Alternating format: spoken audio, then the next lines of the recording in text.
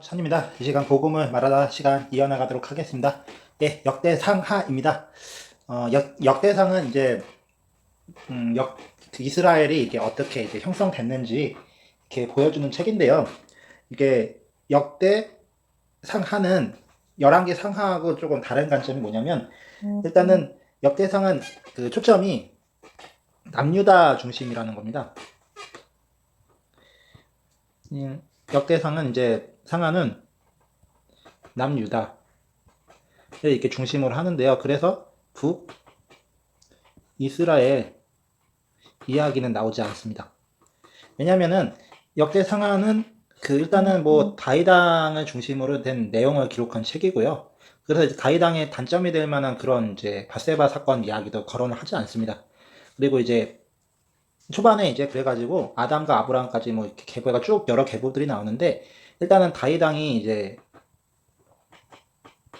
다이왕이 계보에 대해서 쭉 이렇게 나열한 거예요. 그래서 이제 누가 뭐라 그래도 다이당이 이제 정통 이제 왕이다. 다이당이 이제 아담부터 아브라함, 그리고 이제 아담부터 이제 다윗 왕에 이르기까지 그가 이제 정통 이제 이스라엘의 왕이다 라는 이제 강조점이 있는 거예요. 왜냐면은 알다시피 아브라함 때도 여러 이제 자녀들이 있었잖아요. 아담이 이제 셋, 에노 이런 식으로 이렇게 있는데, 뭐 가인과 이제 아벨이 있었고, 아벨이 죽고 나서 이제 셋이 태어났잖아요. 그리고 셋을 통해서 이제 자녀들이 이렇게 쭉 이어지는데, 그럼 가인에 대한 후손들도 있을 테고, 또 야곱 같은 경우는 그 형이 이제 에서가 있었죠. 이 야곱과 에서의 핏줄도 다른 거예요. 근데 이제 다윗왕은 알다시피 이제 야곱의 후손이죠. 그리고 야곱이 이스라엘로 바뀌었고요.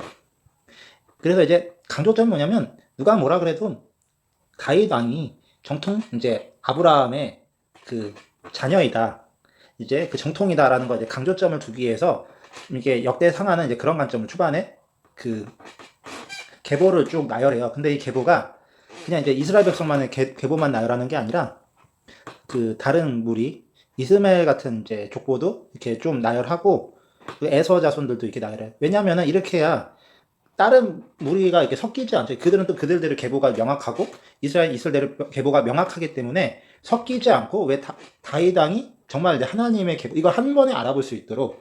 근데 이거는 이제 이스라엘 관점에서는 그 적자, 이제 정통을 강조하기 위해서 이제 그런 부분이 있었지만, 이게 복음의 관점으로 보면은 메시아의 관점이에요. 예수 그리스도. 결국에 중요한 건 이방인들 입장에서는 이제 성경이 완성됐을 때 예수 그리스도, 제가 전에도 이제 계보에 대해서 나눌 때 얘기 말씀드렸었는데, 결국 이제 예수 그리스도가 누구의 계보로 오느냐가 되게 중요해요. 알다시피 뭐 역사를, 그러니까 이 지금 오늘날 21세기만 해도 나라가 굉장히 많은 나라가 있잖아요. 200개가 넘는. 그리고 이 200개가 넘는데 한국이라는 땅 안에서만 해도 자기가 메시아라고 우기는 사람이 일단 30명 그 이상이 될 거예요. 거기다가 이제 그 성만 해도 뭐 김씨가 있고 천씨가 있고 뭐 하씨가 있고 뭐 별의별 성들이 많고, 일본에는 뭐 일본에도 뭐 에미야, 뭐 하여튼 제가 이름은 뭐 잘 모르니까요. 뭐 스티브, 미국도 뭐 스티브, 하여튼 이런 성들이 되게 많아요. 근데 이 많은 무리 중에서 예수님이 어떤 계보로 왔는지에 대해서 우리가 알려면은 이제 실제적으로 이런 기록들이 남아 있어야 되는데, 희한하게 이스라엘 백성들이 다른 것보다도 이런 혈통에 대해서 굉장히 무게를 많이 둡니다. 아마 이들은 이제 정통을 따지고 그만큼 자기는 이스라엘, 그러니까 아브라함의 적자야, 정통이야, 하나님을 선택한 선민이야, 이런 사고를 가지고 이것들을 기록할 가능성이 높은데, 하나님은 어쨌든 그런 마음을 들어 쓰셔가지고 오늘날에 우리가 이제 성경을 메시아의 관점을 봤을 때는, 그래서 예수님이 다이당이 이런 계보들로 왔구나, 이런 거 이제 분별할 수 있도록 굉장히 이제 도움이 되는 역할을 하는 거죠. 그래서 이 이야기는 계속 이어지는데요. 이게 근데 메시아에 대한 계보가 한 장으로 끝나는 게 아니에요. 여기 유다, 알다시피 이제 야곱은 12명을 낳잖아요, 자녀를. 그 중에서 이제 유다는 또 좀 묻혀있는 캐릭터이기도 해요, 인물이기도 해요. 왜냐면은 요셉이라는 인물이 창세기에서 가장 이제 뭔가 중점을 다룰 때 요셉이 굉장히 강조가 많이 됐거든. 근데 유다는 이제 형이에요. 야곱의 이복 형이죠. 근데 유다는 사실 이제 중간에 거론되긴 합니다. 성경 중간에. 그리고 이제 그때 이제 며느리라고 이제 관계를 가져가지고 대를 이어가는 장면이 나오는데 그게 이제 조금 그렇지만은 어쨌든 유다를 통해서 또 이렇게 그 계보가 이어지거든요. 메시아의 계보. 실제로 보면 여기에도 이제 유다의 며느리 다말이 유다에게 이제 베레스와 세라를 낳아주고 이런 이야기가 있어요. 왜냐면은 메시아의 계보 다윗은 이 유다 계보인 거예요. 그러니까 이 유다가 엄청 중요한 거죠. 그래서 이제 이 메시아 족보가 또 이어지는데 또 다시 가게가 또 이러면서 또 거론이 되죠. 이 유다 지파에서 이런 식으로 나와가지고 이제 아비가일 또 다윗은 또 어떤 자녀들을 낳는지가 또 이렇게 또 뒤에 나와요. 뭐 아비가일은 이제 아마사 아비가일은 이제 다윗의 이제 아내예요 하면 다윗이 또 아내가 되게 많거든요. 그 이제 다윗이 또 어떤 자녀들 낳는지도 이렇게 나오고 그리고 이제 헤스론의 자손들 해가지고 또 이제 갈렙이라고 또 나오죠. 여러 이렇게 막 세분화적으로 모든 이스라엘 민족들의 이제 백성들을 이게 계보들 쭉 나열하는데 이게 한두 장으로 끝나는 게 아니에요. 갈렙의 자손들 하고 또 이제 역대상에는 보면은 또 이제 다윗 왕의 이제 아들들, 딸들 또 얘기가 나와요. 그러면서 또 누가 누굴 낳고 누가 누구 낳고 이 이야기가 계속 이어지는데요. 그만큼 혈통에 대한 이 가계 이걸 굉장히 이스라엘 백성들이 중요하게 여겼어요. 또 이게 솔로몬의 왕 이제 자손 또 이렇게 여기 또 솔로몬의 자손들이 또 나오잖아요. 이게 이제 솔로몬 자손부터는 이제 중요한 게 솔로몬 이후에 이제 솔로몬이 이제 우상을 섬기면서 이제 반으로 갈린단 말이에요. 북 이스라엘 그 남유다. 그리고 이때 남유다는 이제 솔로몬의 이제 아들인 르호보암 그가 이제 남유다의 이제 왕이 된단 말이에요. 근데 이 르호보암이 되게 어리석은 선택을 해요. 왜냐면 이제 솔로몬이 이제 성전을 건축했는데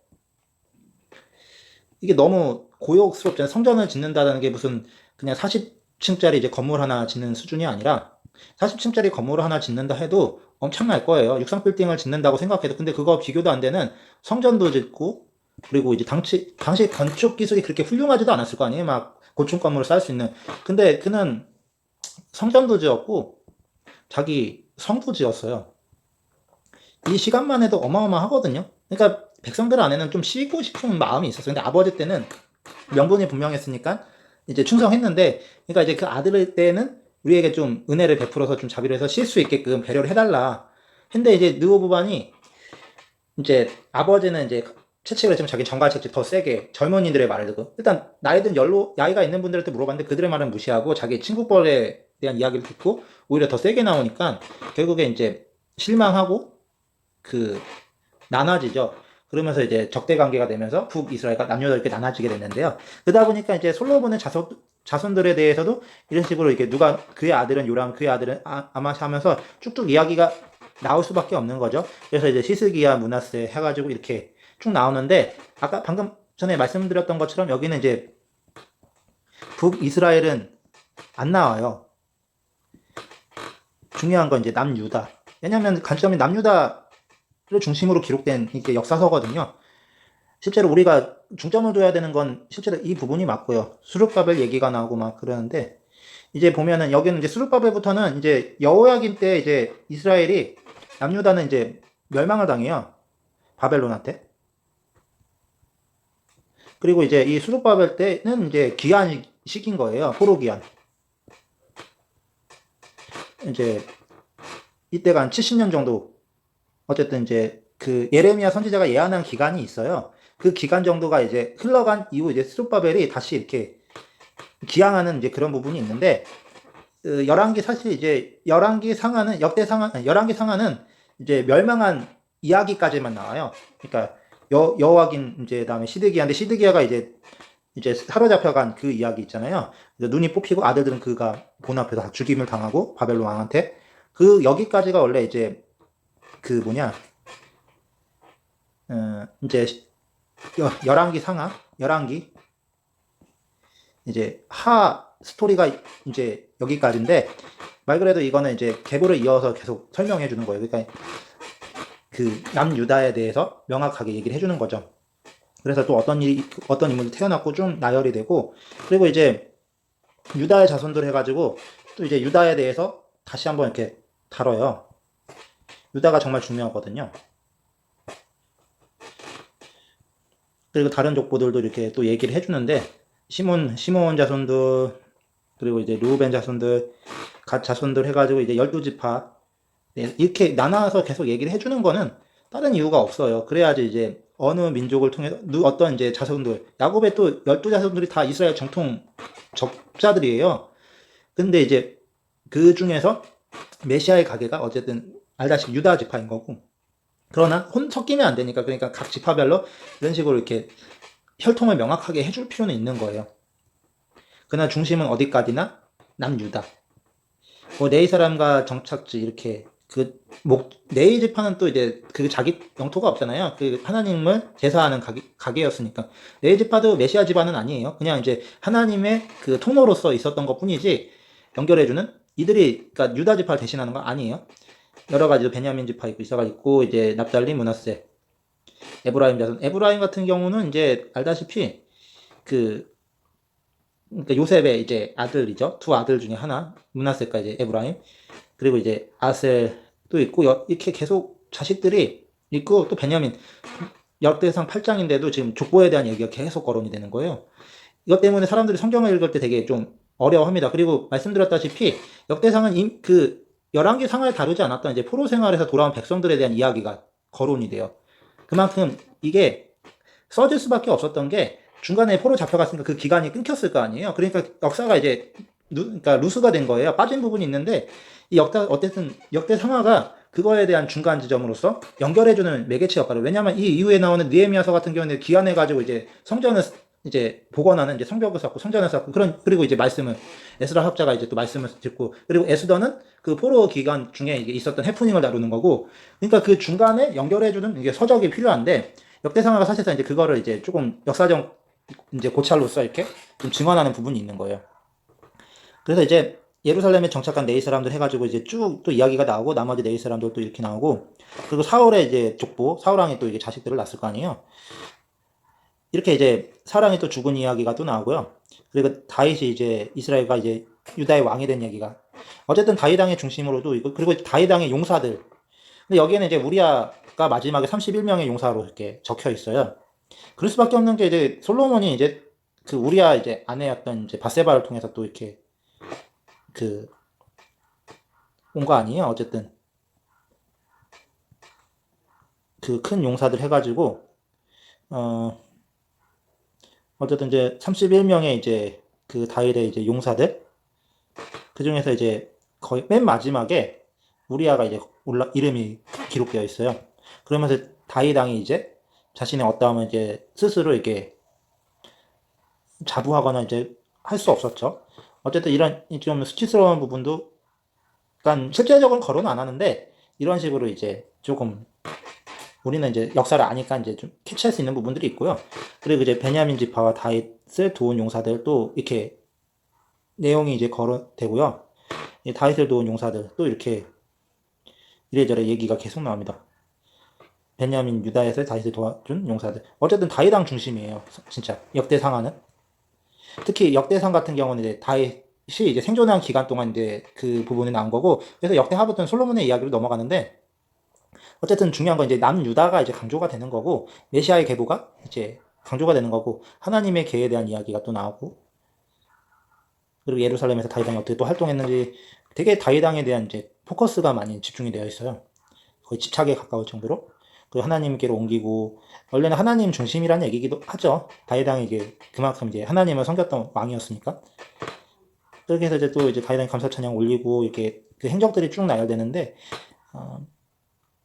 다윗왕이 어쨌든 이제 그가 뭐 올린 기도도 이렇게 감사 기도도 있고, 승정보 막 이런저런 이야기들이 되게 많은데, 이것들을 굳이 다 살펴볼 필요는 없는 것 같아요. 왜냐면 이거는 이제 성경을 많이 읽어서 이렇게 이해해야 되는 거지, 굳이 이렇게 막 한번 강의 들어서 이렇게 11개 상하를, 이렇게 역대 상하를 다 설명하기는 좀 어렵거든요.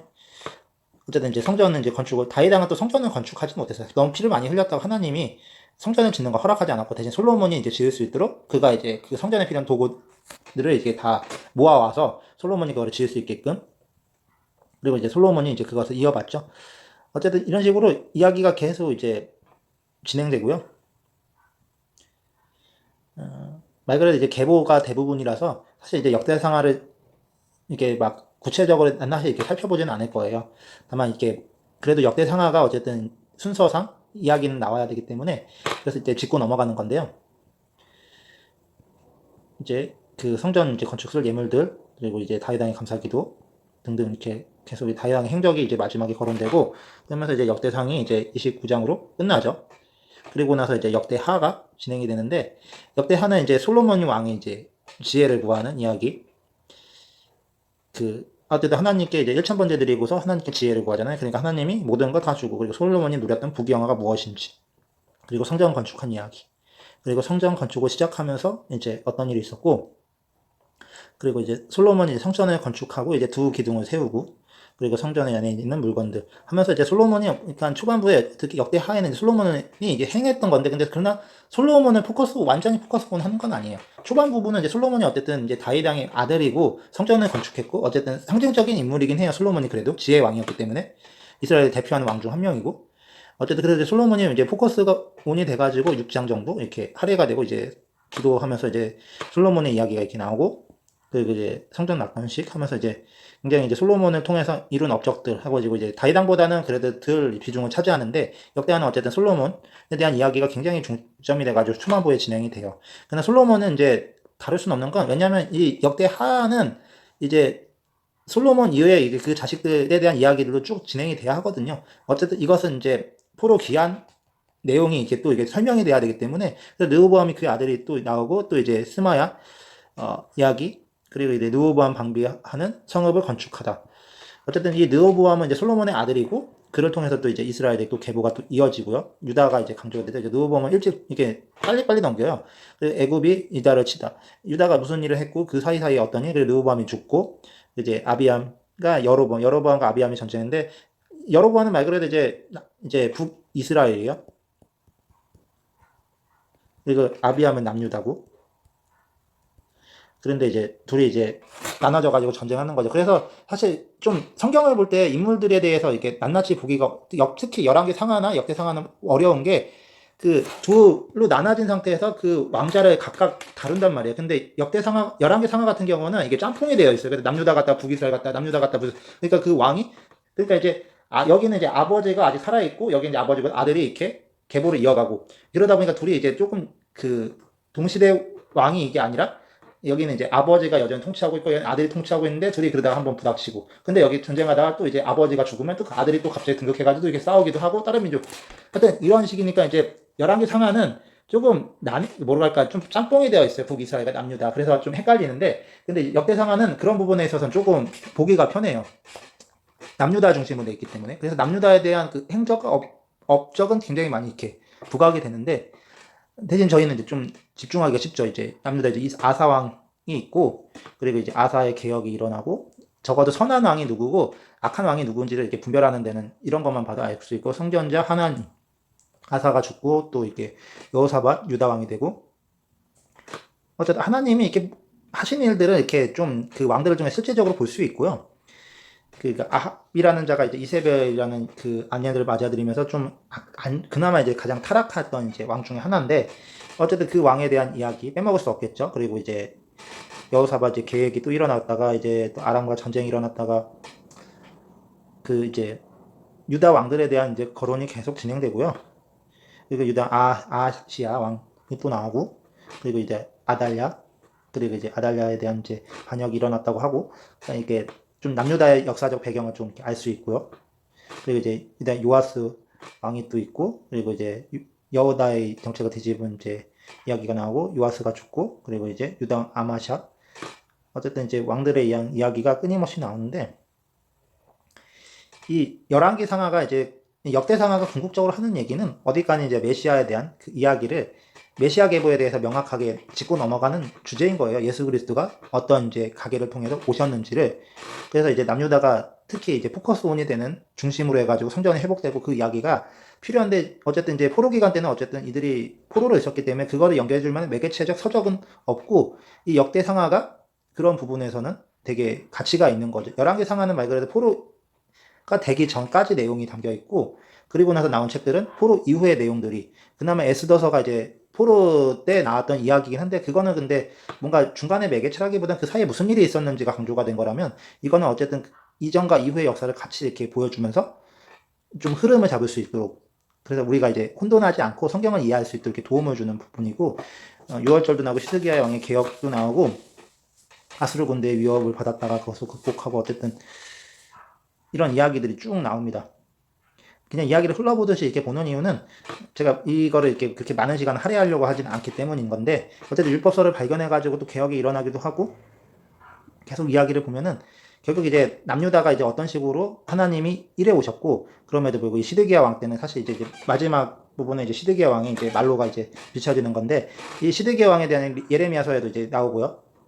예레미야가 그 시드기야 왕 때 마지막으로 활동했던 이제 선지자죠. 그래서 이제 예레미야서를 보면은 예레미야 애가가 특히 이제 더 그런데, 얼마나 그가 회개하고 돌이킬 것을 많이 얘기했지만 끝까지 왕이 그의 말을 듣지 않고 결국에 눈이 뽑혀서 멸망하고 말죠.